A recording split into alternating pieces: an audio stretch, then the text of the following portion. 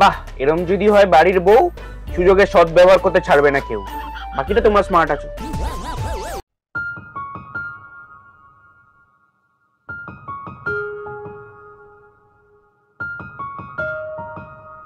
তো hello subscriber, I hope কি তোমরা ভালো আছো, আমিও আছি ভালো। আজকের ভিডিও শুরু করা যাক, চলো।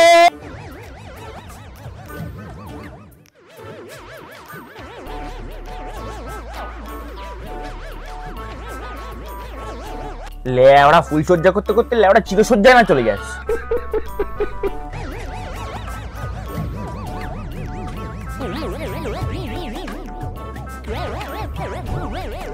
শালা কোন কুত্তার বাচ্চার কপালে যে কুত্তিটা জুটেছে ভগবান জানে।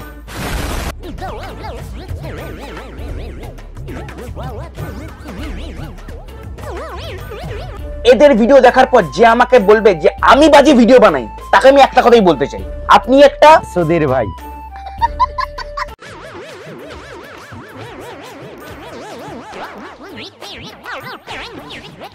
একবার খালি এরকম টাইপের ভিডিও বানিয়ে দেখো, পয়সা আসবে না মানে তোমার গাঁড় কেলিয়ে যাবে, তাও পয়সা শেষ হবে না তোমার, এত পয়সা হবে তোমার।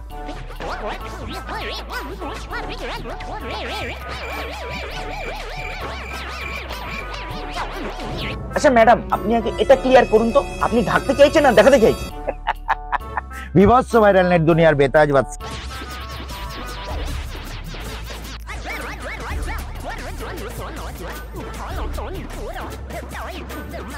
হাই, দাঁতের সাথে সাথে নিজের মনটাকে যদি ফিল্টার মেরে এরকম পরিষ্কার করতে পারতেন, তাহলে হয়তো আজকে এরকম ভিডিও বানাতেন না।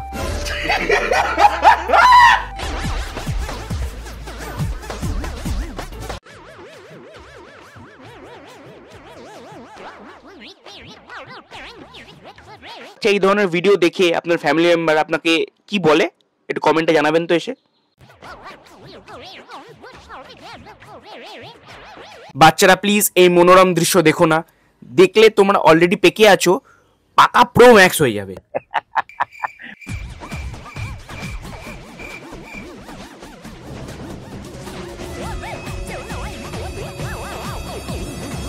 এই ধরনের ব্যবসায় আপনি কদিন ধরে আছেন?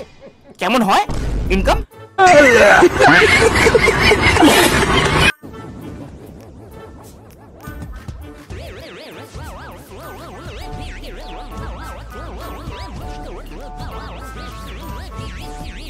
এটা ইনস্টাগ্রাম ম্যাডাম, এটা আপনার বাড়ির বেডরুম না। পাবলিক তো বোকাচোদা, পাবলিক যদি সেরকম হতো না, এরকম লোকেদের মেরে গাঁড় ভেঙে দিত না, তখন বুঝতে পারতাম না ইনস্টাগ্রামকে বেডরুম বানানোর ফলাফল। আরে ছোট বাচ্চাগুলো এর জন্য খারাপ হয়ে যাচ্ছে। ইনস্টাগ্রাম ভাই, এখানে বাচ্চারাও দেখে।